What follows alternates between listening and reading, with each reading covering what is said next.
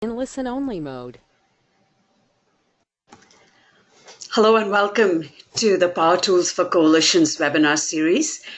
Today's topic is about governance and nominating processes with the USBC and our lessons learned.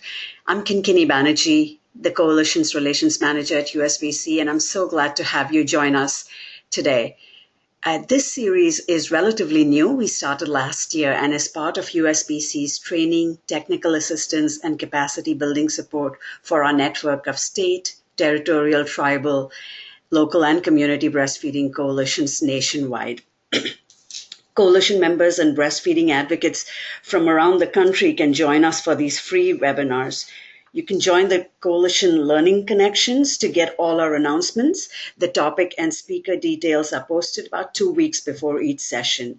And they are on the USBC public website. So if you go to our website, it's at www.usbreastfeeding.org/powertools, and also on the Coalition's Learning Connection page on our website.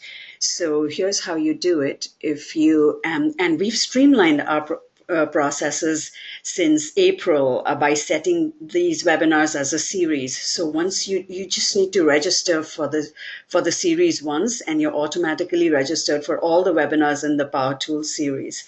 You'll receive auto reminders for each session with topic and speaker details. And we know that you might not be able to attend every session live. So the series are recorded and archived, and you will get an auto reminder also with the link to the recording and our archives. To get to the recordings, again, it's on our website, www.usbreastfeeding.org/powertools, and I'll show you how that is. If you go to our new website, across the top tabs, the last one is the one that says Coalitions. Click on the Coalitions tab, and you'll see a drop-down menu. Scroll down to the Power Tools webinar section and click on it, and it'll take you to the page with the current webinar, handouts, as well as our previous archived information. We have a large number of attendees for today's webinar, so all our attendees are in listen-only mode. We do encourage your questions. We'll have about 15 minutes for Q&A at the end of the session, but we encourage you to submit your questions as and when they arise. So you could type them in the question box on your webinar control panel. Here's how you do it. On the right side of your screen, you should see a control panel. If you don't see it, it might be minimized. So if you see that orange tab with the white arrow, click on it and your control panel will pop back out. Scroll down to that blue tab which says questions. Click on that blue bar and it'll open up a text box for you to type your questions in. And if you experience any tech issues during the session today, please email coalitions@usbreastfeeding.org, and our staff will be happy to help you with the issues. And that brings me to today's topic, our board basics, best practices for governance and nominating. As you know, USBC has been through a period of rapid growth and development, and we've revamped a lot of our governance structure. And so during today's session, you'll hear about some of the board self-assessment process that informs our governance committee priorities, and the board profile tools that inform the nominations process. And we'll also be sharing with you some new resources through our membership with BoardSource. So I'm delighted to introduce our speakers today. Brenda Bandy serves on the USBC board. She chairs the USBC Governance Committee. She's also a member rep with La Leche League. She's the Coalition Regional Rep for the Mountain Plains region, and is a leader with the Kansas State Breastfeeding Coalition. Robin Stanton, a long friend with USBC, chairs the nominating committee, and she's a nutrition consultant with the Division of Public Health in Oregon State. And our third speaker is Megan Renner, our fearless director. And with that, I'm going to turn it over to Megan. Wonderful. Thank you, Kinkini. And before we get started, I'm actually going to do a quick poll of our audience. So let me just launch that here. So as Kinkini mentioned, we are going to start off talking about USBC's recent experience with our board self-assessment process. And so I'm curious to find out from all of you, have you ever been involved in a board self-assessment process? And I did this as a check all that apply to understand if you have had that experience with with your breastfeeding coalition, or perhaps with another board or organization, or there's also a no if you haven't had an experience with one of those. So I see we've got about almost 70% of our attendees reporting, so I'm going to give it a few more seconds before I show you the results. So again, you can answer the poll right on your screen if you haven't yet. Okay, looks like we've flattened out here. So let me go ahead and close it, and I will share the results with you. So we have, let's see, about 9% of you have experienced a board self-assessment with your coalition. About 27% say you have with another organization, so that's cool. That experience is also helpful to your coalition, but the majority, 64%, have not. So that's good to know, and we hope that you will benefit from hearing about our experience on this call today. So I'm going to close out of that, and we'll flip back to our next beginning of our presentation here. So I'm going to give just a bit of background about where we started and our early journey in this process. Really a big part of the impetus for launching in the direction that we have with updates to our governance practices as well as nominating began in recent years with a lot of the growth and development of USBC. You know, as you all may have seen, we have grown remarkably fast from a staff of really two FTEs, not even that, to now up to 9 different folks on the team. And certainly that transition has also affected and changed some of the ways that we ourselves. Similarly, some of the other influences have been around our recent work in diversity and equity and inclusion, and that has also had a significant impact on reassessing and looking at some of our governance and nominating practices as well. And that work is actually still even ongoing even right now. So that's really where we started, and we had the advantage through our Kellogg Foundation grant that we were able to bring on a consultant from BoardSource. So you may have heard of BoardSource. They were formerly the National Center for Nonprofit Boards, and they do provide a wealth of resources for nonprofit governing boards. And we had a consultant that came on in August of 2013 and did a full day training with the USBC Board of Directors. But even before that, everything that she did was informed by first doing a comprehensive board assessment. And so this was conducted in an online survey format using BoardSource's tool. And every single one of the members of our board of directors, as well as myself as the executive director, did fill out the same survey. So we all were asked to evaluate the current status of the USBC board's practices in a number of areas. There also were some additional questions that only the executive director answers that are more data kinds of questions, or just factual things of do we do this, do we do that, how many members of our board, do we have insurance, those sorts of things. Only I answered those, but otherwise we all answered the same questions, and then our consultant came back with a report analyzing and mapping where we fell on all of those different areas. So along the way, we also joined BoardSource as an organizational member, and that has allowed us to continue this assessment because that membership includes an annual assessment, and we've also then added on use of their CEO assessment tool. So that has been nice to have that alignment between the tools and also the continuation. And we did do an assessment also in 2014, which you'll see a bit about shortly. So as I said, our consultant came and did this full day training with us, and then coming out of that training, we began to prioritize initial areas of work, and in particular, these bullets you see here These were the three initial areas of focus in that first year. Revamping and really expanding our board orientation process was the first. Taking a deeper look and review and revision of our committee structure was the second, and I'll talk a bit about that in a moment. And then the third piece was really taking a deeper look at the roles and responsibilities of the board and the staff of USBC. And as I said, we had clearly entered a period of a lot of growth and change, and we were really needing to take another look at that and how that was working.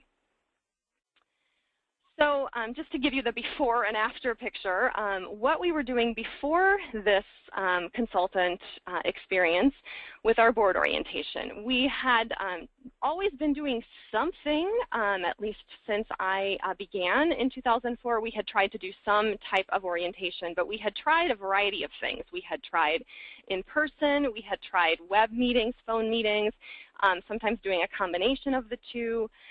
We had also tried it over the years doing an orientation with the full board altogether versus just doing that with the newer members, and experienced some different ways that worked. We had moved from a giant binder of written materials way back in the day that I think Robin probably remembers from her time as USBC chair.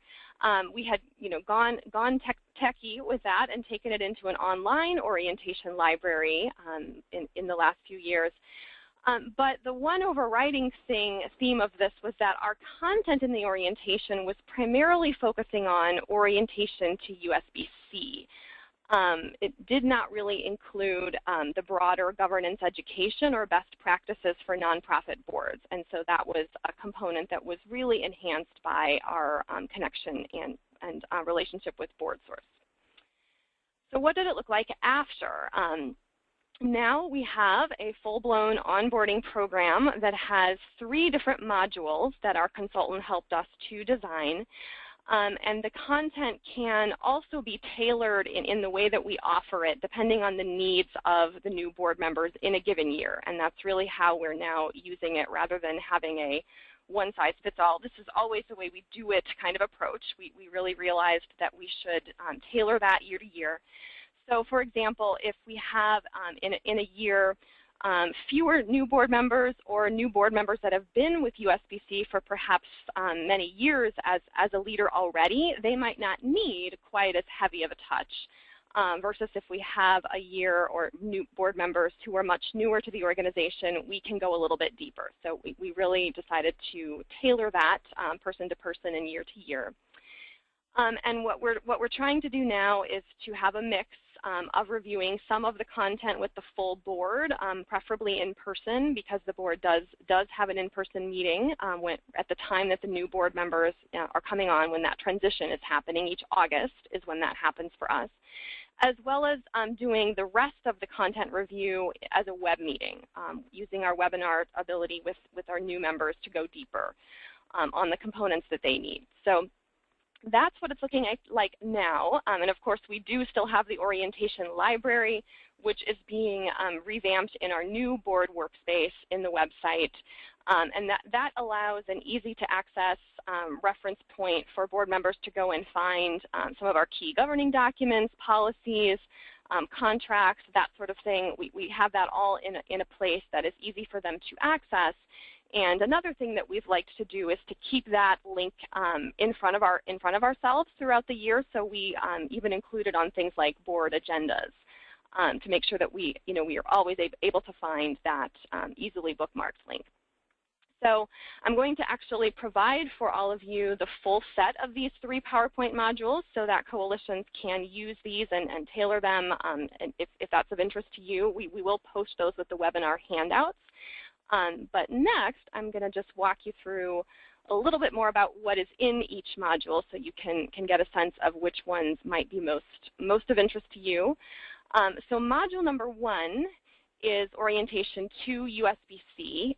So this actually mirrors many of the aspects of our member orientation, but covers our mission, vision, values, history, our staff structure, and our funding.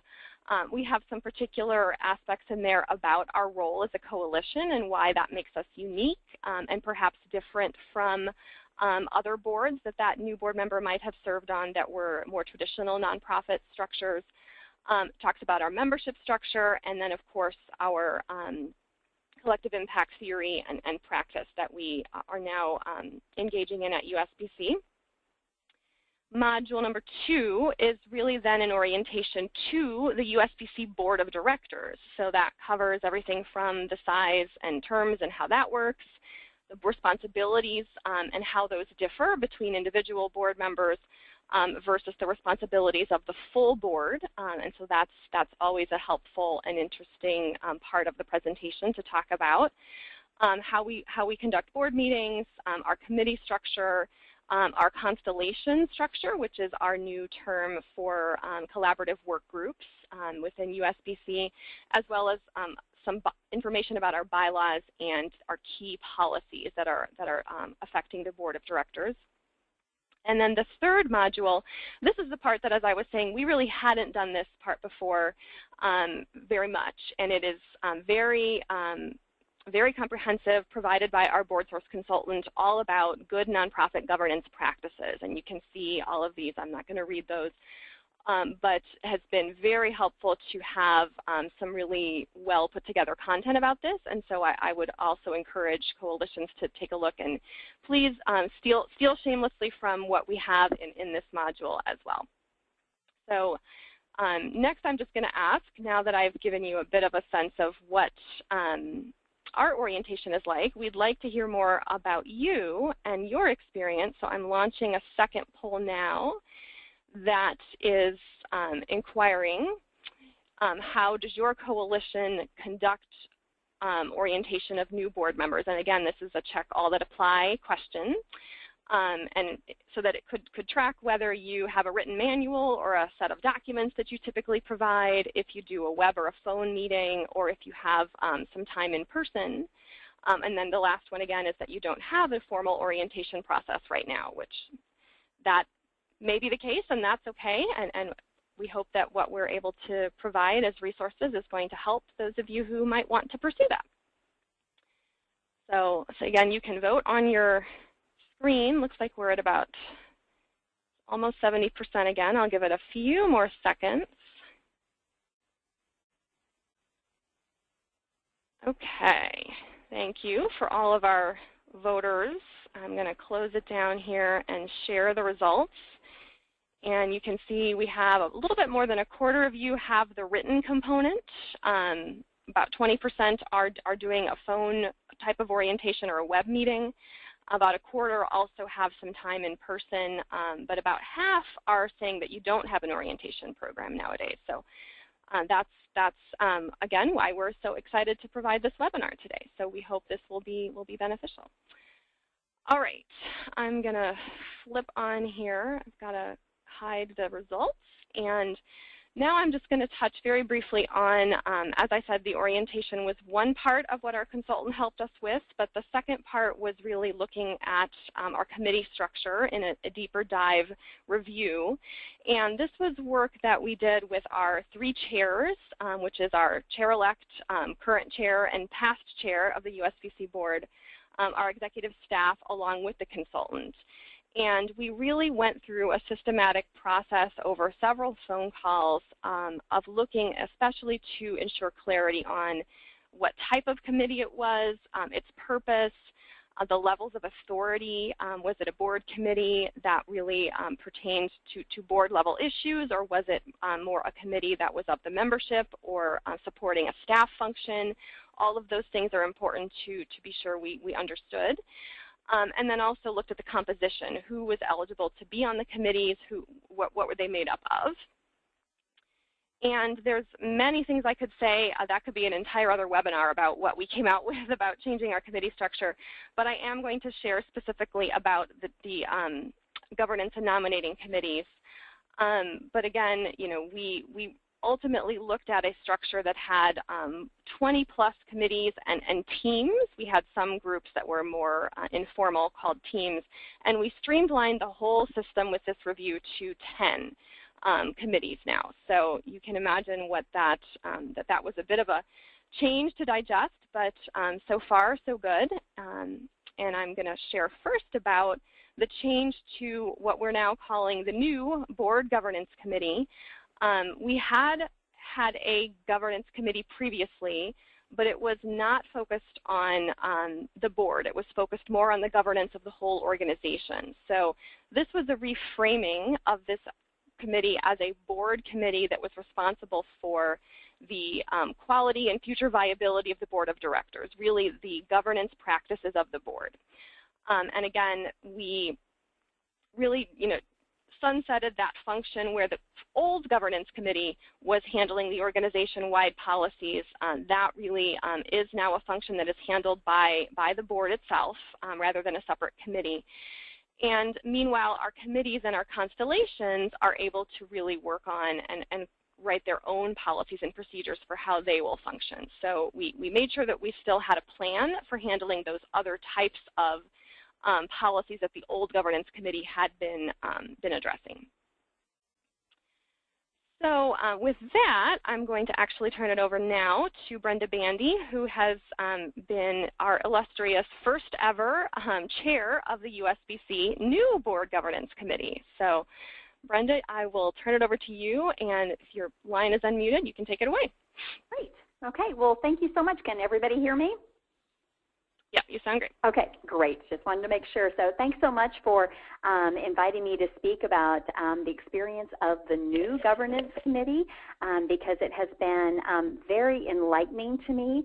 And as I mentioned to Megan when we were planning this, as a member of the leadership team for my own state coalition and also the representative for the Mountain Plains state coalitions, I really look to the USBC almost like a big sister in terms of what their journey is and what their how they process and manage growth. And I hope that the state coalitions can also learn from that as well. So I'm going to try to, while I'm explaining what the USBC has done and is doing, I'll also try to sprinkle in some kind of seeds of ideas for the state coalitions and how it might apply to you. So that we can make it a little bit more real maybe in terms of how it might look in terms of a state coalition doing something very similar, because we know that everybody is on a different journey, a different part of the journey in terms of their coalitions and their growth. You may not have paid staff, but I do know that everybody has a group of workers, whether they be volunteers or boards. So try to imagine where we're talking about staff at the USBC, that it may be a volunteer or a key leader in your situation. So I'll try to make those connections for you as we go along. So first, in the governance committee, we had to start by rewriting our policy because, as Megan mentioned, we're changing from a management kind of style to a governance board. And so this governance committee, the emphasis really did change. So we started with a new policy talking about even who was going to be on this committee. So we'll have a total of 3 to 5 members on the governance committee, all from the board of directors. Now, our board of directors currently has 9 members, and we're allowed to have anywhere in the bylaws from 8 to 13, so it'll be somewhere in there. So this governance committee will have a range of 3 to 5 members, just depending on what the needs of the current board are.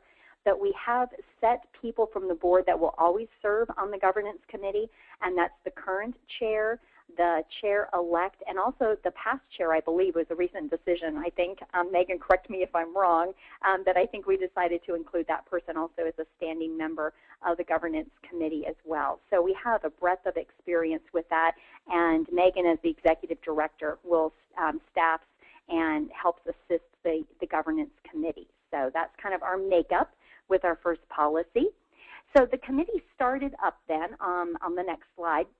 Our initial action was that we convened for the first time, and we decided to focus our startup activities by choosing priorities that came from each of the 5 areas of responsibility. So you can see listed on the slide the 5 bullet points, and we picked priority areas in each of those 5 areas based on the board self-assessment that was done in the summer of 2014 with the help of BoardSource. And this gave us an idea in each of those 5 areas what we wanted to work on that this current board had identified. And we'll talk a little bit later about tools for self-assessment.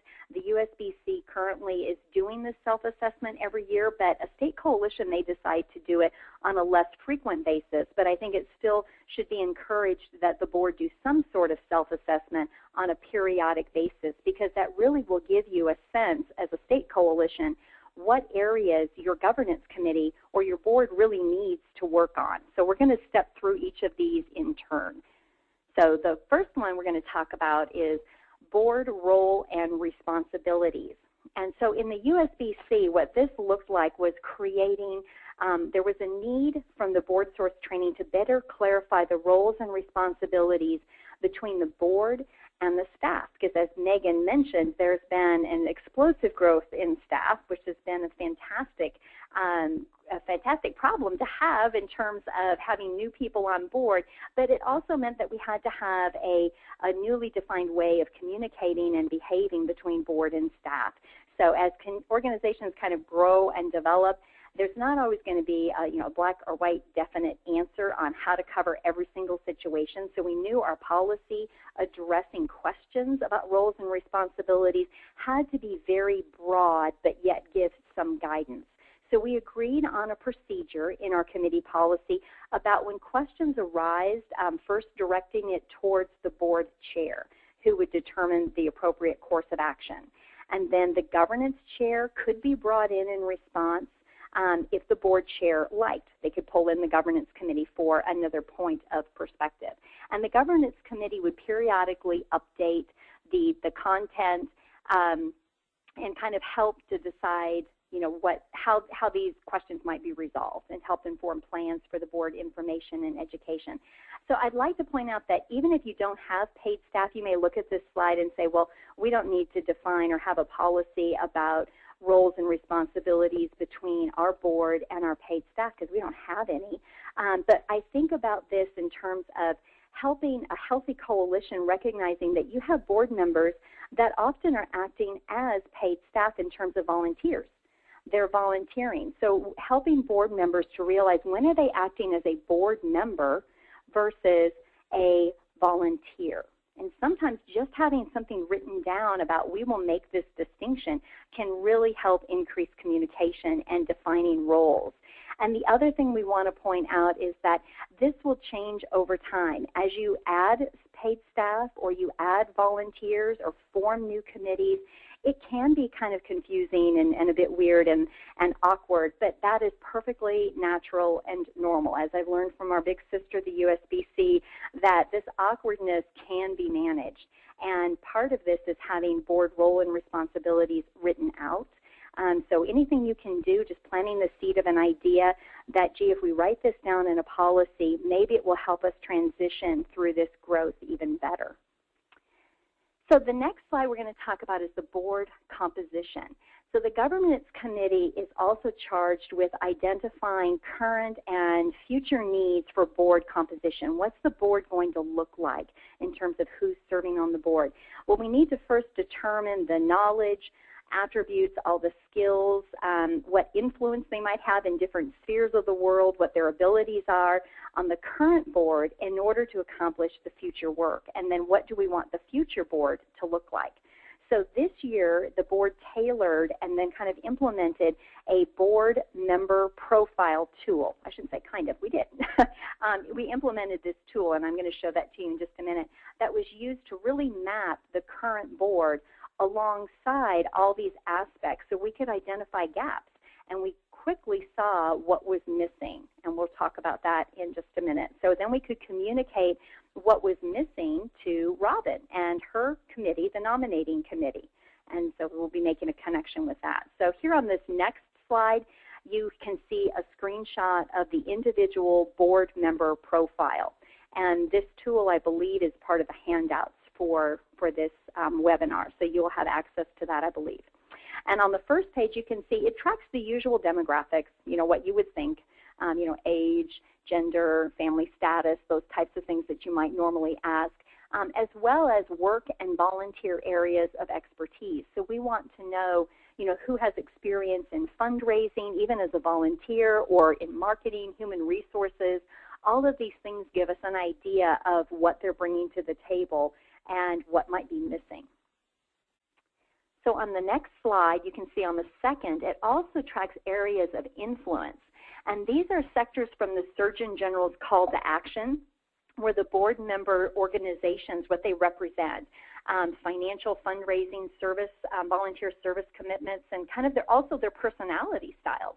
We realize that not only do you need a breadth of skills, but it is helpful for healthy discussion to have different personality styles so that we have some of the devil's advocates along with the divergent thinkers, for example, or the consensus builders.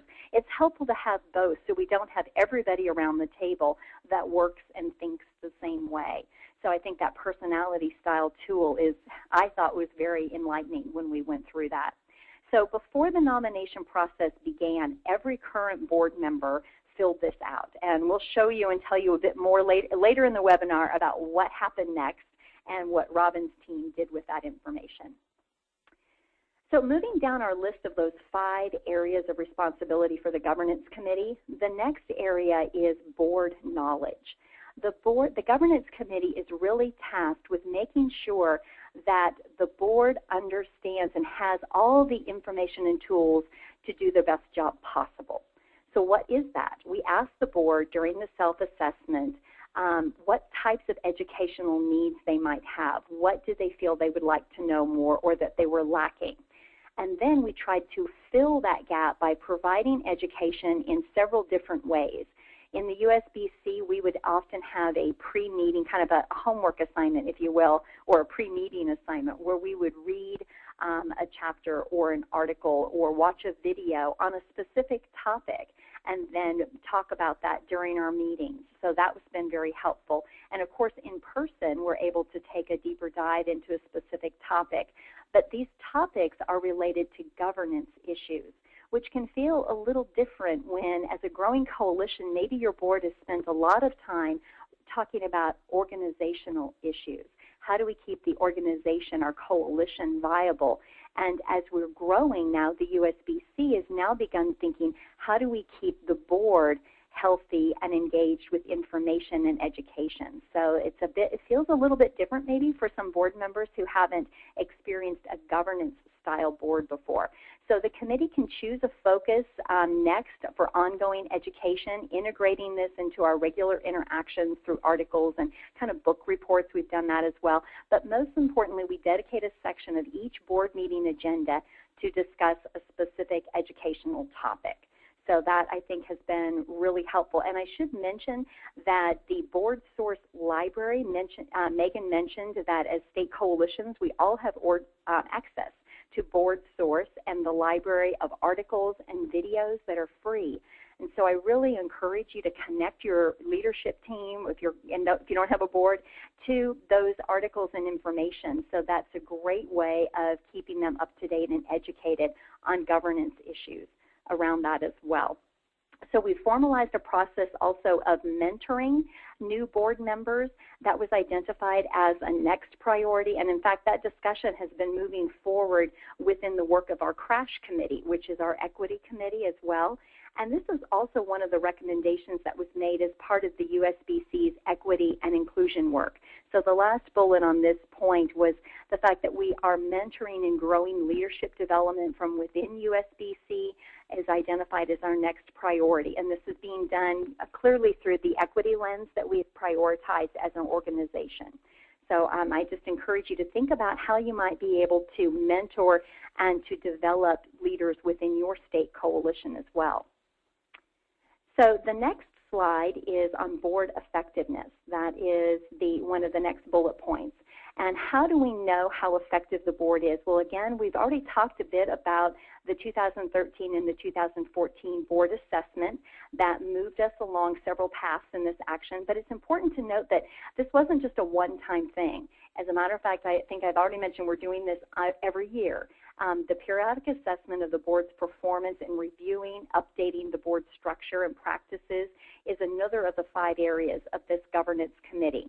And in fact, the 2015 assessment is underway as we speak. So I think that's important to note that the current board is doing this as well.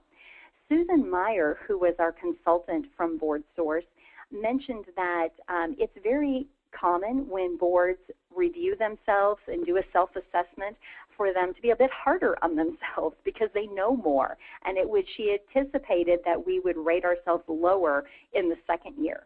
But in fact, in 2014, the second year of doing this, we went up in 4 areas and down in 4 areas. So there was a net balance that we were level there and didn't have the lower rating the second time. And it's probably no surprise to those of you on the phone, but the board consistently rates the mission as the highest, most effective piece of their board work because we're all passionate about this work, about promoting and supporting, protecting breastfeeding. So everybody is clearly in line with the mission of our work. Now, the area that was interesting and what changed was as we've learned more, the area of fundraising was rated the lowest in 2013. And then in 2014, CE oversight was rated the lowest. So that was a little bit of a change there. But again, it just helps to kind of inform our work. It was not unexpected, but I think that the area of fundraising has consistently been an area of weakness. And it's also noteworthy that the board's already addressed this area by formalizing a process. And we're going to talk a little bit about that as well. And Megan's now transitioned to an employee, but fundraising continues to be a strong focus for the board, learning and action. And in fact, that's what our next slide is about. So the next slide is on fundraising. Fundraising, this was a bit of an eye-opener, I think, because the board there hadn't been a lot of emphasis on the board. The first place where we started was in 2013, was on emphasizing the importance of 100% of the board participation in contributing to the Friends of the USBC donation program. You may be familiar with the Friends donation appeals that go out several times a year.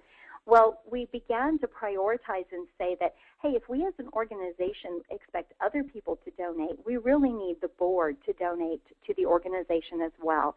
So we set a priority to say we wanted 100% of the board, everyone, to make a donation. But it could be at any level. We stressed it could be at $5 or it could be more. It was just the point that we were all participating in making a donation to the organization that we work in and that we believe in so strongly. So an analogy for the state coalitions would be to ask your leadership team, has everyone made a donation to the organization? And I know some state coalitions are looking to doing public appeals for donations, and it's really nice if you can say in your public appeals letter or email that the board or the leadership team of your coalition is 100% participating in this fundraising activity. So that can make it even more meaningful. But we really hadn't focused on this in terms of the board participation. We've also begun the practice of creating an annual development plan, not just to spell out the campaigns that the USBC plans to run for Mother's Day and the National Breastfeeding Month, but also to explicitly define ways for board members to be involved in various fundraising activities, such as those that you see listed here. The Each One Reach One campaign, that's where one board member reaches out to another board member and asks for, or another member in the organization to ask for a donation. Matching gifts, these are all things listed on the slide in which board members are actively participating in, and it really can make a difference in the financial stability of the organization for the board to understand their role in fundraising. And I must say this is something somewhat new to the USBC and part of our growth that has been embraced by the board, I would say, very, very well. So our next slide is on succession planning. And this, again, is something that was fairly new to the USBC, but was strongly recommended by our BoardSource consultant, that we draft an executive transition succession plan. And I know you might be thinking to yourself, well, you know, we don't have an executive director. We don't even have any paid staff yet. but I would encourage you to look at these bullet points on the slide and think about how would you plan for the loss of a key volunteer or a key leader in your coalition. And I know many coalitions, we operate with volunteers around the board or our leadership team, and maybe that key volunteer has all of your financial data on their personal computer, or they have all of your bylaws on their personal computer. And if you were to lose that person, if they were to step away from that work for whatever reason, how would you replace what may be stored on their computer? So we're going to, I think Megan has some options for using Dropbox or Google Drive. Even the USBC website has a place for online communities where your board could set up an online community and archive in the library section your important documents that you want to make sure are archived and saved. So while succession planning for the USBC looks like how would we replace our key paid staff, maybe for your state coalition, it looks a bit differently, and you might think about how do I replace key volunteers or leaders, and what am I doing to mentor somebody? If you're not going to have a search committee, maybe you have a mentoring committee that is talking about how we can bring up leadership for your succession plan. So your succession plan may look a bit different than the USBC's, but just this gives you an idea of what the USBC is doing. So with that, I would now like to turn it over to, I'm sorry, we have to do the emerging themes, and then I'll turn it over to Robin with the nomination process. I just wanted to tie it up by saying that the overall theme is that it's really important as the USBC has grown for the board to have its own policies that are distinct and separate from just organizational or membership policies. And as Megan said, that binder in the notebook has gone to a lovely orientation process so that we now ensure that there's continuity over time. And that's really what the governance committee structure does, is it ensures that there's continuity around the board practices so that the board can best govern the organization. And I think that that's been our goal with the governance committee, and hopefully over time we'll be able to achieve that. But I think we're on the right track anyway. So now I would like to turn it over to Robin to talk about new boards, and as our nominating chair, who will talk about some recent updates in the process by which the USBC nominates and elects new board members. So Robin, if you are unmuted, you can take it away. Thank you so much, Brenda. That was great.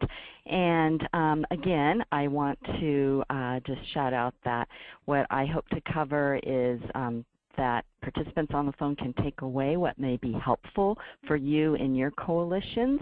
And USBC has gone through a lot of changes in the nominating process as well as the governance process, so kind of in tandem. And so I'll walk through some of the changes. So key facts that are pertinent to the nominating committee.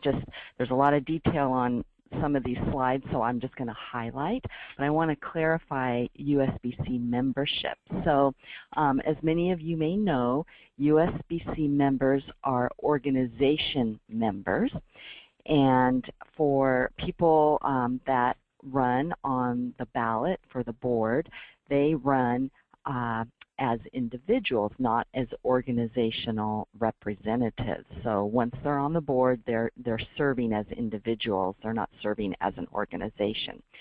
The other fact is that in many nonprofits, the nominating committee is part of the board, and that may be true for some of the coalitions, but in USBC it is a separate committee, completely separate from the board.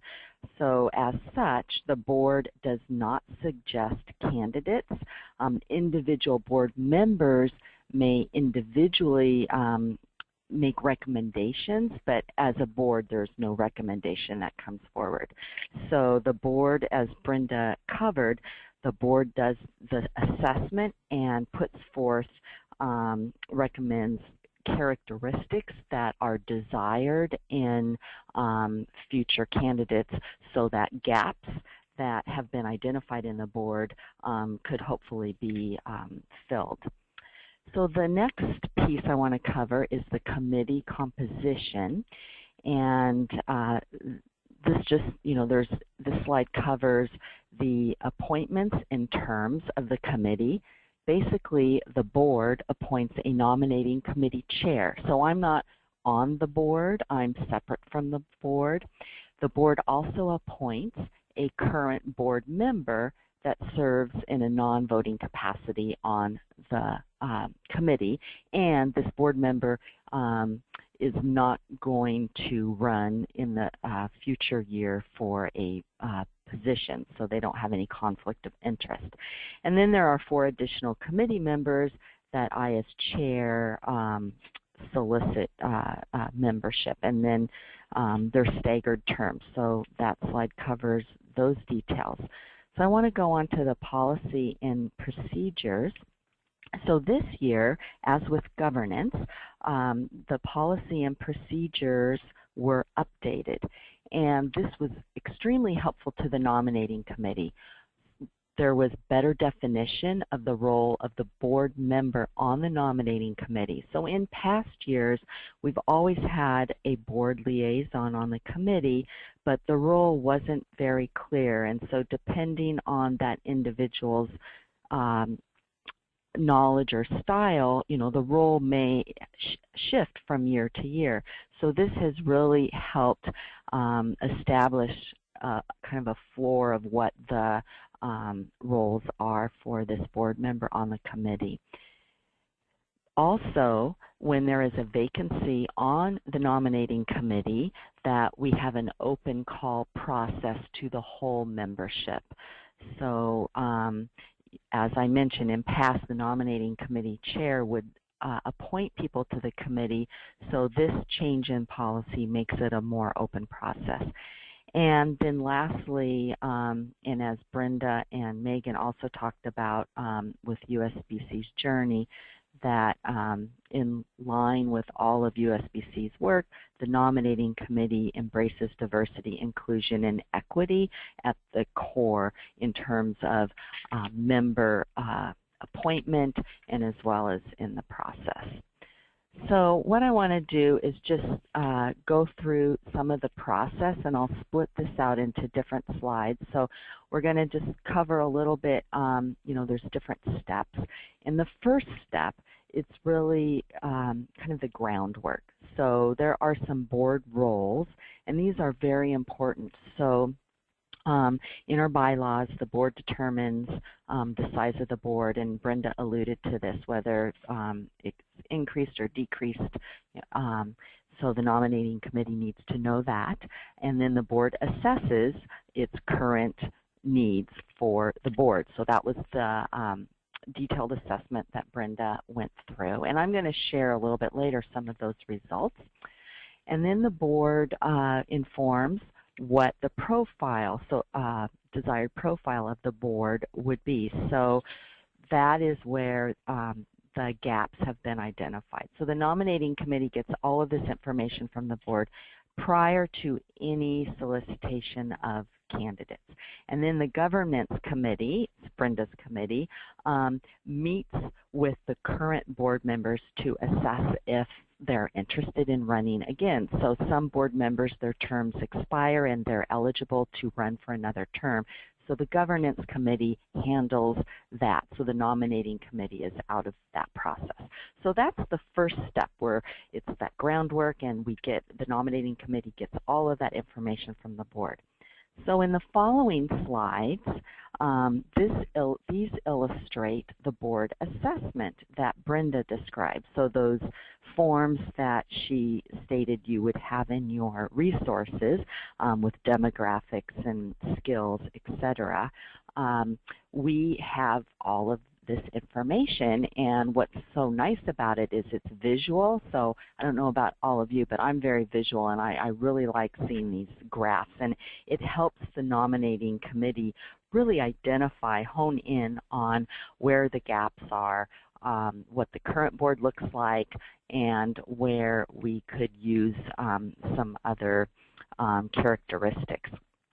So the following slides that show these results are in the priority order identified by the board. So this first slide shows ethnic background of the entire board, and as you can see, 75% are white non-Hispanic. So this was a priority area for the board to have a more diverse board, and in seeking candidates, this is something that we pay attention to.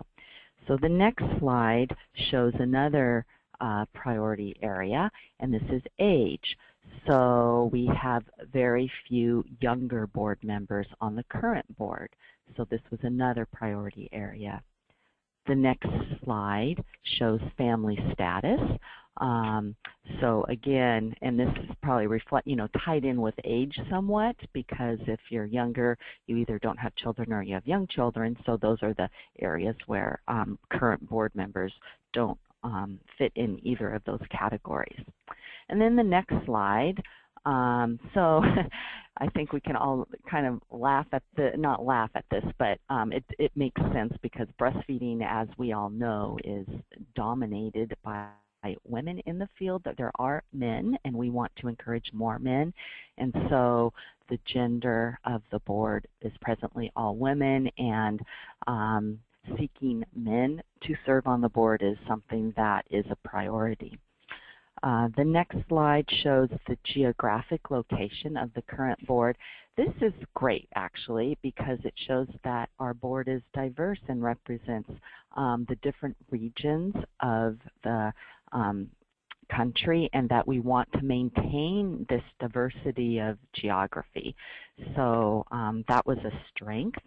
And then the next slide is also a strength, in that the current board represents the different sectors identified in the Surgeon General's call to action. So these are just kind of a snapshot. I've finished going through the graphic slides of the board assessment, and it just gives you a sense of how the information was shared with the nominating committee. And so the poll question for you is, here's your opportunity to vote. Does your coalition have a process to identify a desired board profile? Please select one of these. It's not any or all as in the previous poll questions. So if you track characteristics of the current board and identify gaps, or you identify gaps informally but you don't track, or that you don't do, this isn't part of your nominating process at all. So I'll give you a minute to vote. We're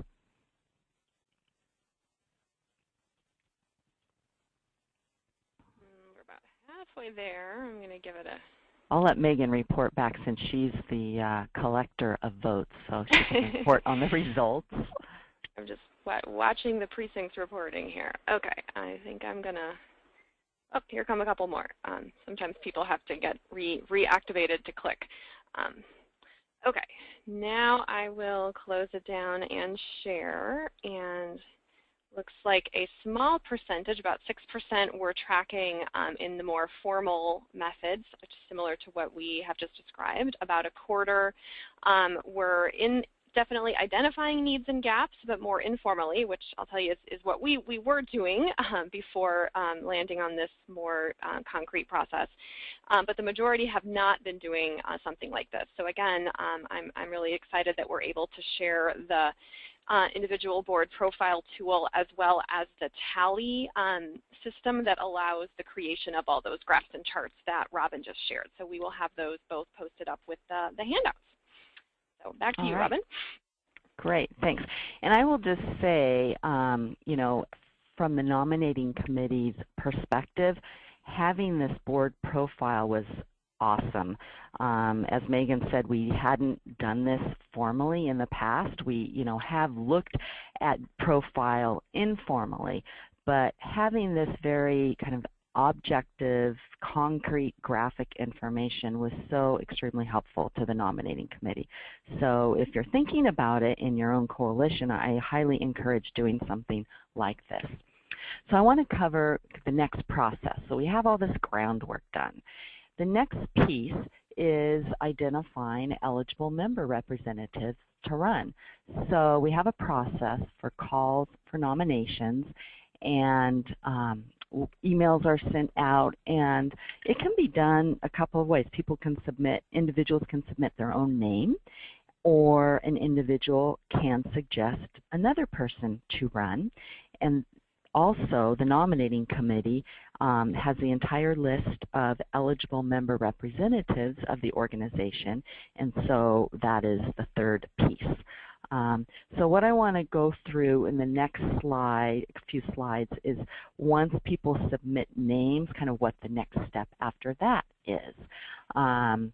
So a person submits their name, they will get a link to this biographical form, prospective candidates for the USBC Board of Directors.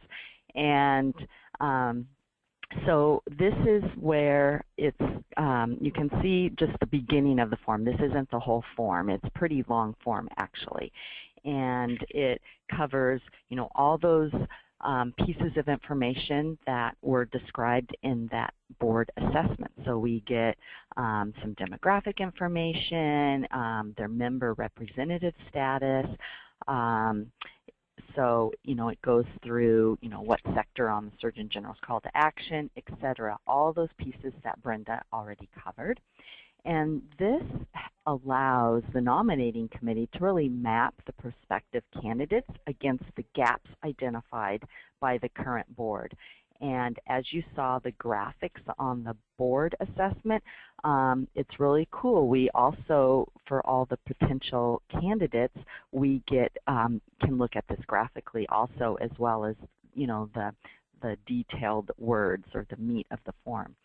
So the next slide talks about another really important piece of the biographical form, and that is essay questions. So there actually are quite a few questions that candidates need to ponder and describe, and these are rich in information.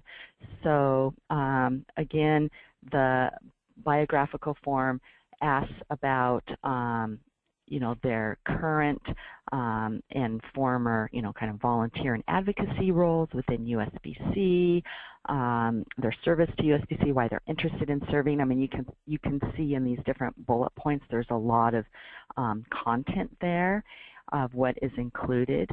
And I also want to say that this bio sketch of this information we're collecting is later shared in the ballot mailing along with the candidate's photo that is sent to all the members, for all the voting members.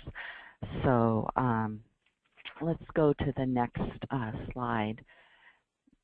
The other piece, and I just want to mention, and so you've heard already how USBC has grown and changed and evolved quite a bit over the past several years, and we have focused more and more of our conversations around these principles of collaborative leadership, and this has been shared with us by our collective impact consultants at the Tamarack Institute and have been adapted from the leadership group of the Opportunities Waterloo region. So I'm not going to read through these, but this is another piece that the nominating committee looks at and teases out of the biographical forms, what kinds of leadership, collaborative leadership competencies a potential candidate may have.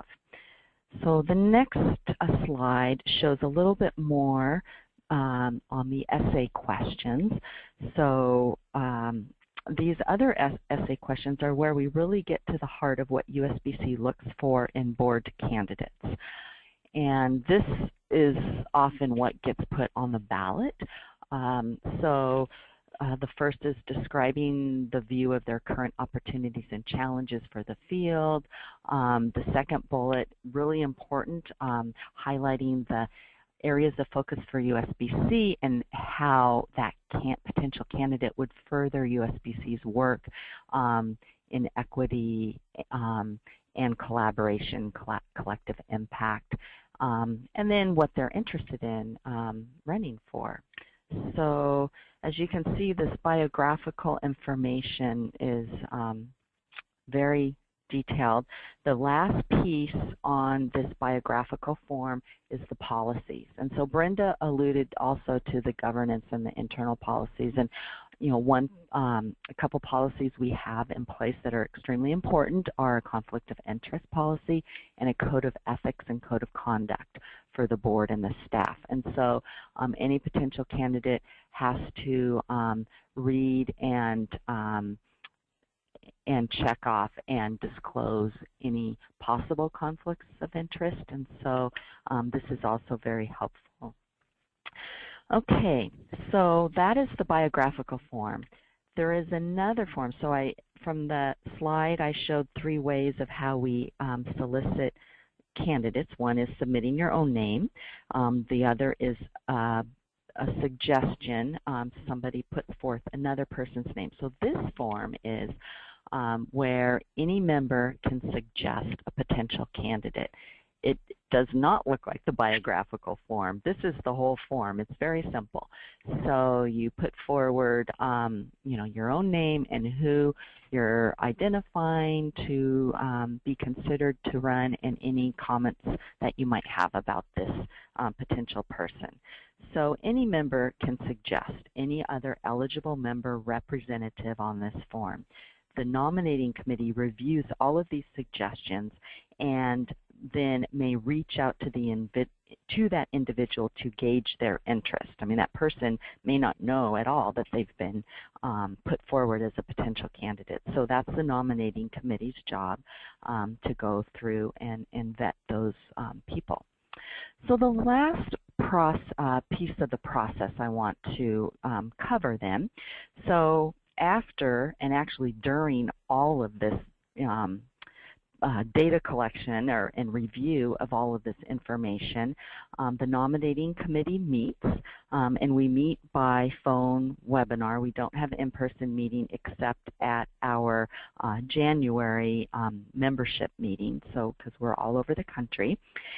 And we review all of the prospective candidates and form a slate from this. So it actually, takes a bit of time.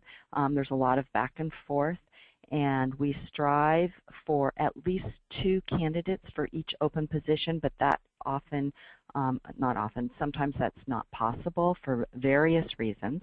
And at the core of what we do is we embrace diversity and inclusion and equity. So we're looking to fill those gaps that have been identified in the current board. And then the notification process is in that bullet, so we do have a process that's delineated. And then lastly, the elections process itself, we have a policy and procedure for how the ballots are distributed, mailed, completed, signed, dated, all of the nuts and bolts of that. So we have a very distinct process. And our simple majority of our voting members constitutes a quorum. And then as nominating committee chair, I get the results and inform candidates of the election results. So we have just completed our current election cycle almost, so election results have not been put out yet, but soon. So that's the last bullet. We're just kind of waiting on that piece. So we're about done with the cycle for this year. So that wraps up my updates on the nominating process. So now I will turn it over to Megan before the question and answer session. Great, thank you so much, Robin. And I'll encourage folks, I see we do have a few questions that have started to come in. So if you have questions about any of these components, please do go ahead and chat them into the box. I'm just going to cover a small bit before we go into Q&A time. Which is the very exciting news that I know some of you have already heard via our announcement to the state coalition leaders, but others of you may not know about this yet. But through USBC's BoardSource membership, as I said earlier, we have joined BoardSource as an organizational member, and we have paid for the type of membership that allows all of you, our Breastfeeding Coalition affiliates, to also have access. And truly this access is to every part of their member benefits, with the one exception of the assessment tool. So that the board assessment that we do of the board practices, not the one of the characteristics and demographics. That one I am providing you with a tool in the handouts. But the assessment, the annual one we're doing of the board practices and governance, that one unfortunately is a separate piece that you have to purchase. But I have also provided some links and resources for that as well. So I'm going to show you that in a moment. But with this membership, again, all of you have access, and it's via the Coalition's Learning Connection, which is linked here. If you haven't yet been there, it's usbreastfeeding.org. /CLC if you'd like to go check it out. And there's a link at the top of that Coalition's Learning Connection landing page where you activate your BoardSource membership. And you'll be asked to choose your state that you reside in, and then you'll actually be offered, and it'll offer you the USBC headquarters as well as your state coalition name, and that's just because USBC has board members and staff all over the country, so they have to put us in every single state, but do just pick your state coalition from the list. Same thing for local coalitions or cultural coalitions, others. Please go ahead and just pick your state coalition. They're not tracking, this in any formal way, but that is how you confirm that you are connected to one of the USBC coalition affiliates. So go ahead and choose your state, then pick your state coalition, and then it will walk you through creating a personal login with your own personal email address for BoardSource. And this will be active for as long as USBC maintains this membership, which we plan to do for the foreseeable future. So, but do go ahead and check that out and set up your login. And you can see on the next slide here, this is just a quick summary of the different options that are available through that membership. You all have access to their Ask an Expert service, which is where you can email them a question and they'll have an expert respond, governance question, of course. They have a number of recorded webinars as archived as well as live. So once you set up that personal login, you'll start to receive their webinar notifications of new ones that are happening. And then they also have a monthly e-newsletter called The Spark. I highly recommend that. Lots of great articles and editorials in there. And you'll also be able to get member pricing on all of their library of different things that they have in their website. They have a very robust library. And in fact, I've just learned that they are revamping the way that that system works. So in case you find it a bit cumbersome, it's about to be relaunched. So exciting news that the online store part of their website is undergoing a revision. As well as the BoardSource Leadership Forum is their annual conference. So that's another thing you'll have member pricing to. And then finally, you can also receive personalized support. If you call up their member relations folks and are just trying to figure out where should I go with this question or what sort of resource might I find, they can help direct you to that. It's another factor. So again, this is all accessible through the Coalition's Learning Connection.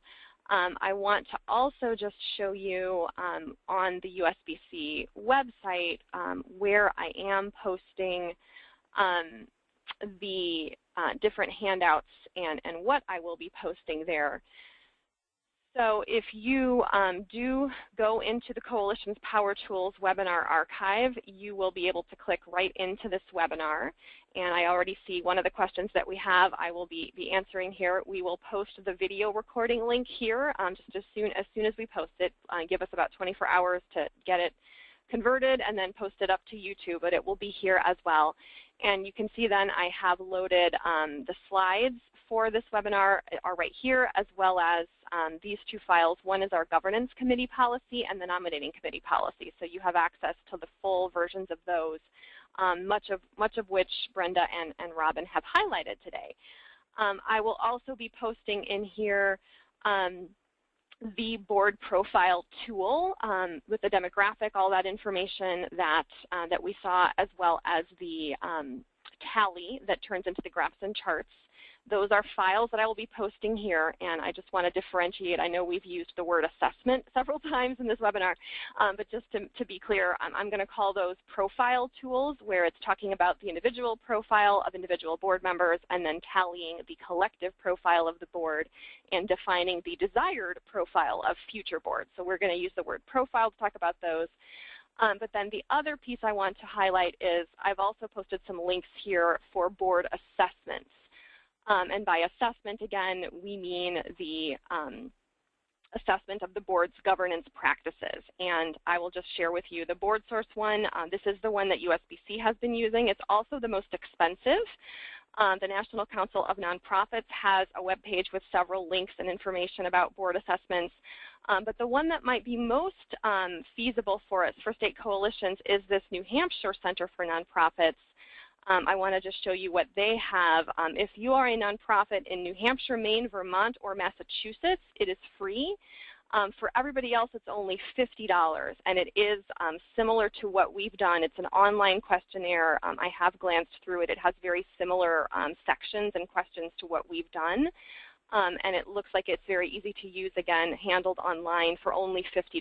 So that might be one to consider if you're wanting to dip your toes in the waters of doing an assessment of your board and your governance practices for the first time. So those are my quick highlights of handouts and resources that we're going to be posting. So now let me pop into the questions box here and see. Let's see. And I do have some questions about accessing the recording and the learning connection, and I will actually ask Kinney, would you mind just chatting to the audience the Power Tools landing page link, as well as the /CLC, the Coalition's Learning Connection one, and that way we can cover both of those birds by chatting out to you the key links, both to find the Power Tools archives and landing page, as well as the Coalition's Learning Connection. Let's see. So our first question then is, could we clarify how the delineation works between organization members and individual board members? This is a very good common question. Once a board member is elected, are they required to give up their affiliation with a member organization? So that's a really great question. I'll take a stab at that one. But yes, so as Robin said, the members of USBC are organizations who appoint individual representatives to represent them at the USBC membership table. And it is all of those individual representatives of our national nonprofit members who are eligible to run for the board. But then, as Robin said, when they run for the board, when they serve on the board, they serve as individuals. They are not representing their organization. So the answer to this question is no, we actually do not require that they give up their organizational representation when they join the board. It's something that we've talked about quite a bit in the past, but we don't do that. We don't want to disrupt that relationship with the organization and the individual that sometimes is very carefully calibrated of who the organization sends as a rep. But there is a key distinction that makes this work, a couple of distinctions. One is that when you are serving on the USBC board and when you are voting on the USBC board, it's something we emphasize quite a lot, that in that context, when you are voting and making decisions, you are voting for the best interests of USBC, as an organization, or sometimes even the best interests of the entire field of breastfeeding. And so that's a very key point, and our board members are often thinking about and making sure they're clear that they're wearing that hat of the best interests of the whole of USBC or the whole of the nation in the boardroom. But there are other times when that individual is back at the membership table and is voting in the context of a member. And in those situations, so for example, if they're providing feedback on a USBC document that's gone to the members for comment, or they are voting on a bylaws change, those are votes that are votes of the members. And so that individual in that case is then voting on behalf of their member organization. But there's a very clear distinction between the boardroom, where you're voting for the whole of USBC, separate from at the membership table, and when all of the members are voting and that individual is still representing their organization there.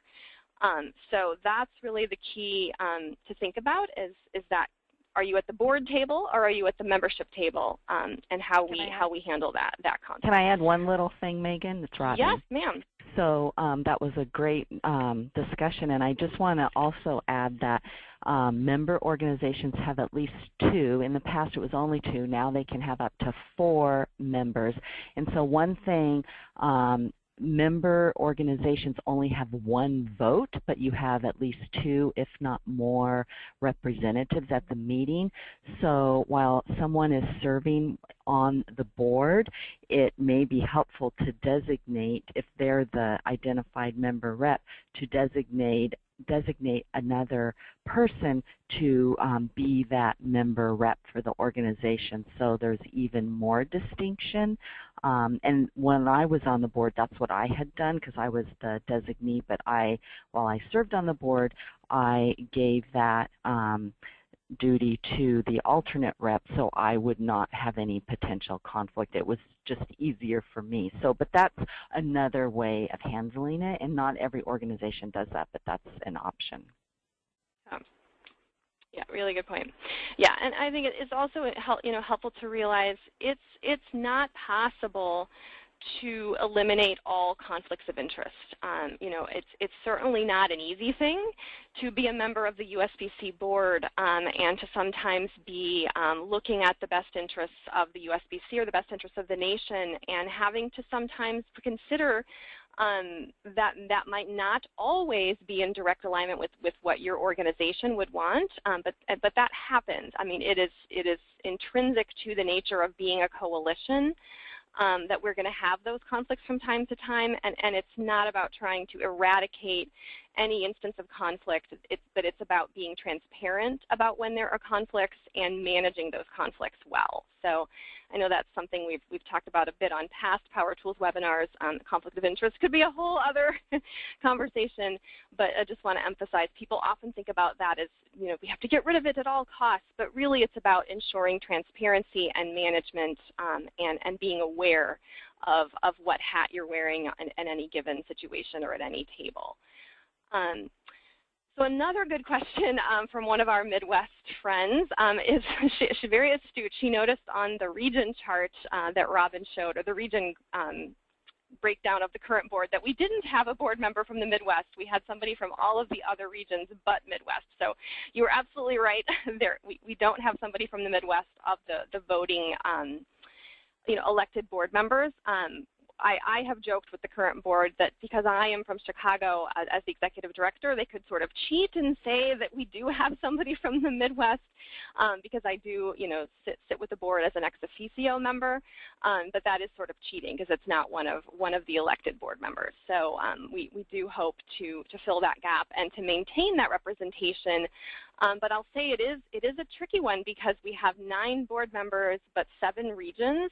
So that's a really delicate balance. It's sometimes you're, gaining one area where you have a gap and losing another. So it's that's a very, very, very astute observation.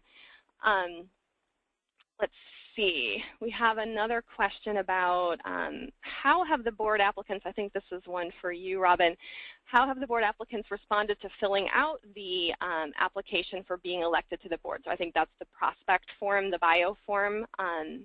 Any reflections on how have people responded to the form? Yeah, they were complete, so that was helpful. And they were all different in terms of the essay questions. So that's where, the demographic information is just very objective information, and then we have lots of space for the essay questions, and every single potential candidate had thoughtful, great insight or answers to those essay questions, and it was very helpful for the nominating committee to get a sense of that person. So as you've heard, USBC has grown quite a bit. so the nominating committee is not very large. Many of us know many people, but there's always a few people we may not have as strong of a personal connection with, or it may be a newer member, and so having those essay questions was very helpful and important to us. I hope that answers. Yeah, and I guess I wonder if partly the question is asking, because we do have a relatively long form, I would just share that, the demographic piece is actually very quick, just multiple choice, bing, bing, bing. We do have a pretty substantial number of essay questions right now. If you're starting this up for the first time, you may not want to start out with that many. But one other way that we do really help to cross any mental barriers about filling out all that much information is that we do use it all. So as Robin said, we do send out the bio sketches with the photos with the mailed ballot. Because of the laws in the state of Florida, we actually have to do written ballots. We aren't able to do electronic, unfortunately. But we do send out the bio sketch in the printed mailing, and then we also post all of the other essay question responses, all of those great meaty things about, what has their interest, why do they want to serve on the board, and what do they think they could provide and bring to our conversations around equity and collaboration. All of those essay questions get posted on the website, and we've also now begun to use them in our Members Connection blog as posts where we're highlighting the candidates. So because we're really able to use that, it's almost like their way of campaigning for their position by taking advantage of those essay questions, formats to tell us more and to tell those who are going to vote for them more about themselves. So that's just an idea that we were able to really take that, and so it's going beyond just the nominating committee members seeing it. Let's see. We have another question. Are candidates only from the organization representatives, or can they be from within a member organization? And yes, they are only right now from the official appointed representatives, which is handled by the organization. So we at USBC don't have a lot of influence over that. Really, we don't have any direct influence over who the organization appoints as their member representatives. Which, I will tell you has been sometimes a challenge in terms of the pool of people that we have available to draw from in eligibility. But one of the things that we've just done this year is a change to our membership policy that expands the number of representatives of national nonprofits from 2 to 4.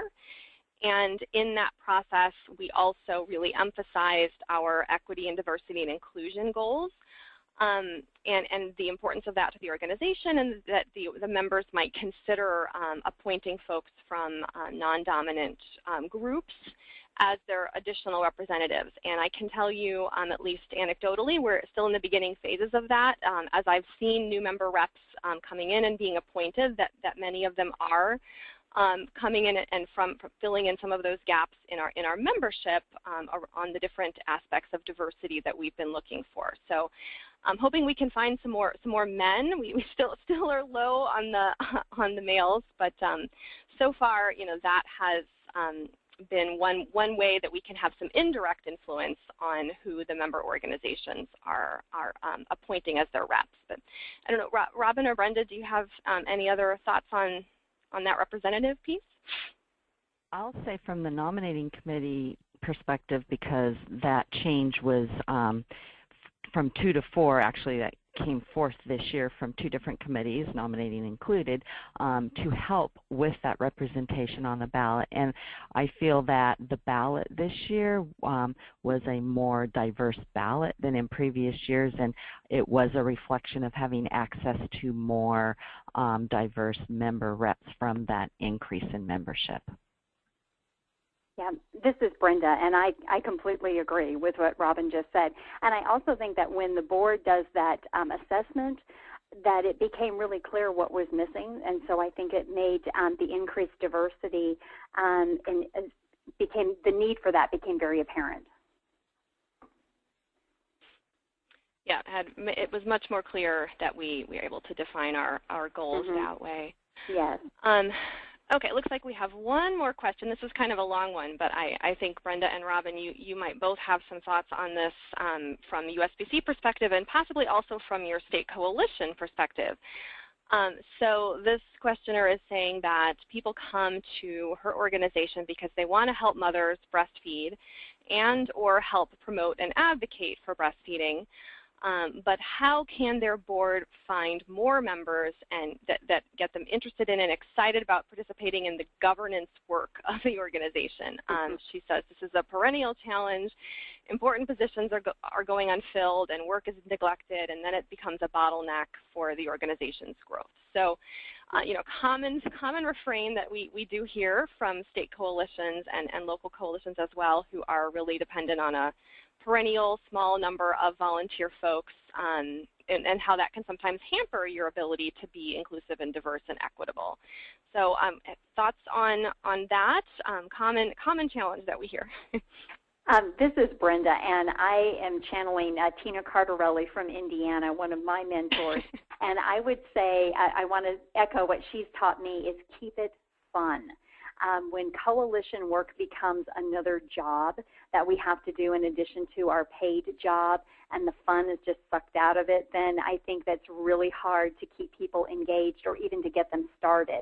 So keeping it fun, and to us in Kansas, what that means is to make our meetings and gatherings, I wouldn't say lighthearted, but not so serious. And I think that helps to make the meetings fun and people enjoy participating. And the second thing that I learned from Tina is to keep the work very manageable in size. I call it mother size, but to keep the work in a scope where it is doable around the rest of our work, so we don't have to make it another job. So somehow delegating or dividing up the work so that no one person is carrying all the load or a big chunk of the load. So making it fun and making it small. I think those are the two things that I've learned. This is Robin. I'm not sure I have any great insight to add. I think those were excellent points, Brenda. And the only other thing that I really think about is, first off, I guess if the coalition's really small and they just need to get more people with those skills or interests, so the people presently in the coalition may not have that skill or interest. And so, again, using networks, and it ties in with the fun, talking with people trying to get more people involved and in a broader mission and really honing in on those different skills that you need. Because I think sometimes people that aren't involved, they may think, oh, they're just doing this one thing around breastfeeding, and I'm not sure if that, I support it, but I don't know if I want to do that type of work. And so sometimes it might just be, sharing kind of the broader range of things that are needed and, reaching out to your network. Mm-hmm. Yeah, I guess another thing I would share, this is also a common problem for nonprofits, especially community nonprofits, I believe, outside of the breastfeeding realm. And there are actually websites where folks can go and who might be interested in serving on boards and have an interest in having a volunteer engagement of some sort as a volunteer leader. So that could be another place to look for people outside of your usual network. A couple of things that I would encourage coalitions to think about. One is just expanding your pool. Depending on how you're structured and what your eligibility is for board members, but oftentimes they come from your membership, and just expanding your membership pool and focusing on that first might pay some real dividends. Whether that's having a community conversation, going to I know lots of coalitions go out to fairs or events in the community and try to meet folks that way. But really, the more that you can expand your base of people that are engaged with you, even as a member, that can also help to grow and find leaders. And then another way that I might encourage you all to think about as we are getting ready to launch into utilizing and setting up and customizing those online community workspaces in our new website, there are options where we can open up that online community to other folks that are within the USBC network that we might have on our email list but maybe haven't actually connected to you, but they're in your state. So there are some other things that we can talk about that you could reach out to Kinkini or Danae on our coalition staff if that's something you're interested in trying to reach to that network, because we do have 20,000 plus people on our USBC list who are in all 50 states, and I know that many of them are parts of your coalition, but some of them may not be, and that could be another pool to tap of, obviously first as members before thinking about having them come to your board. So it looks like we have one last one I just want to touch on quickly, which is thoughts about or any rules on being a part of two coalitions. If somebody, if a board member was on your board and then moved to another state.